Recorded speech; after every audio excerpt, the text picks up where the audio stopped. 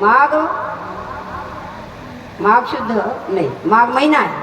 आणि कोणता पक्ष? कृष्ण पक्ष. त्या माघ महिन्यात कृष्ण पक्षात चतुर्दशी जी आहे अत्यंत विशिष्ट मानली आहे, विशेष. मग आपण त्या दिवशी काय करायला पाहिजे म्हटले? आता सकाळी तर उठायचंच आहे आळस रहित, स्नान करायचं म्हणून भगवंताचं पूजन पाहिलं आपण. इथं किती सुंदर प्रकारे भगवंताचं काय केलेलं आहे, मंदिरही सजवलं आणि भगवंताची पूजा पण केली. आणि काय म्हणे, आज शिवरात्र आहे म्हणजे महाप्रसादही द्या.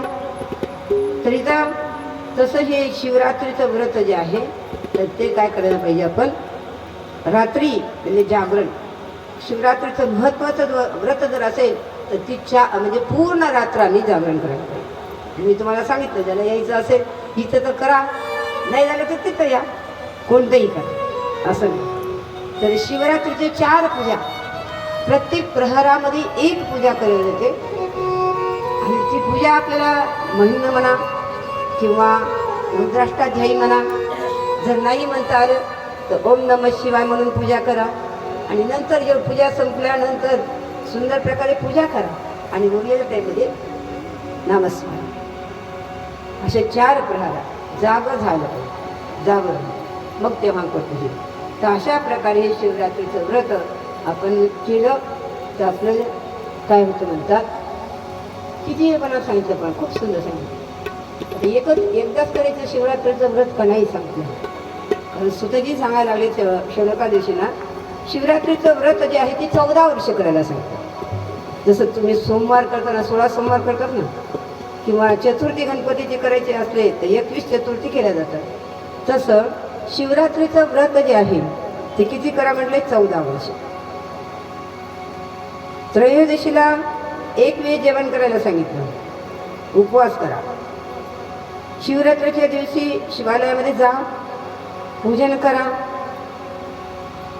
गौरीचं पण पूजन करायला सांगितलं. आणि त्याचप्रमाणे आपल्याला जसं करता येईल तेवढी करा. 14 वर्षापर्यंत करायला सांगितलं. त्यामुळे शिवजी काय होतील? आपल्याला प्रसन्न होतील. तर असं तुम्ही शिवलेल्या अमृतामध्ये ते ऐकलेलंच आहे की शिवरात्रीचं व्रत कळून केलं तरी चालतं आणि न कळून केलं तरी चालतं. मी त्याच्यात वेळ न घालता, पण आपल्याला कोटी रुद्रसंहिता आपल्याला समाप्त करायचे. आणि म्हणून शिवरात्रीच्या दिवशीच त्यानं काय केलं, जो भिल्ल गुरुद्र होते त्याचं नाव सांगितलं.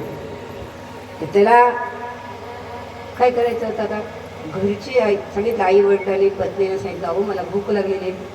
आता भूक लागली म्हणजे त्यांचा धंदा काय होता? आता त्यांना माहिती नव्हतं शास्त्र काय. उपजीविका करण्यासाठी आपल्याला शास्त्रानं अन्न सांगितलं. पण काही लोकांना वाटतं की आपण काय करायला पाहिजे? मांसाहार करतात. मग त्यांनी त्यासाठी काय कर, खरं म्हणजे खाऊ नये. कारण ते खाण्यासाठी कोणाचा अधिकार आहे? ते जिभेनं पाणी चाटून पितात ना, त्यांच्यासाठी. आपण जिभेनं पाणी पितो, पोटानं पितो, असं असं येतात ना. मग आपल्याला तो खाण्याचा अधिकार. आता त्याला कुठे माहिती आहे शास्त्र? आणि म्हणून त्याने काय केलं, तर तो गेल वनामध्ये भिल्ल. पण वनात गेल्यानंतर ते होती शिवरात्र, त्याला माहीत नव्हतं. पण शिवरात्र माहीत नव्हतं. आणि मग त्यानं दिवसभर चौकडं फिरला वनामध्ये, पण एकही वन्य प्राणी त्याला मिळाला. म्हणला काही असं म्हणजे मी घरी परत जाणार नाही, माझ्या सर्वांना भूक लागली, मी त्यांना काय देणार आहे? त्यांना चिंता पडली ना. मला आज मी रात्री वनामध्ये राहणार. तिथं एक जलाशय होतं, तिथं त्याने पाण्यामध्ये प्रवेश केला, हातपाय धुतले आणि बसला. पुन्हा त्याला लक्षात आलं आपण रात्री इथं थांबायचं. आपलं तिथं झाड होतं, ते झाड होतं बेल वृक्षाचं. त्यालाही ते माहिती आहे बेलाचं झाड आहे. त्याच्यावर तो चढला. खाली ज्या झाडाला चढला त्याच्या खालीच भगवान शिवजीचं काय तर लिंग होतं, शिवलिंग होतं. आता शिवलिंग पण त्याला काय दिसायला, काय कोणाला महत्त्व करायचं. आणि असे झाडाचे आता मी पाहिले त्यांना इतकी झाडाची आता पतझड होती ना शिशिर ऋतूमध्ये, ते सगळं शिवलिंग झाकलं गेलेलं. मग शिवलिंग झाकलं गेलेलं, तो झाडावर चढला, पाणी घेतलं होतं त्यांनी सोबत. आणि म्हणून ते चढताना किंवा इकडे तिकडची फांदी हलवत असताना किंवा पानं तोडत असताना तो आपल्याला वन्य प्राणी दिसला पाहिजे. आणि मग तो बेलाची पानं तोडायचा, खाली टाकायचा, पाणी पडायचं. दिवसभर काही खाल्लेलं नाही, रात्री काही खायला मिळालं, जागरण झालं. आला एक प्राणी, हरणी आली. त्याने मारणार बाण, पण तिने सांगितलं अरे की मला काय कर, मला घरी माझे आहे, तिला मी माझे सवतीला मी सांगून येते आणि मग नंतर तुम्ही मला मारा. त्याला आश्चर्य वाटलं, पण ही साधना केल्यामुळे त्याच्या अंतःकरणात दया आली. जाऊ द्या, ती म्हणे मी नक्की येणार म्हणजे. तर म्हटलं जाऊ दे, सोडलं.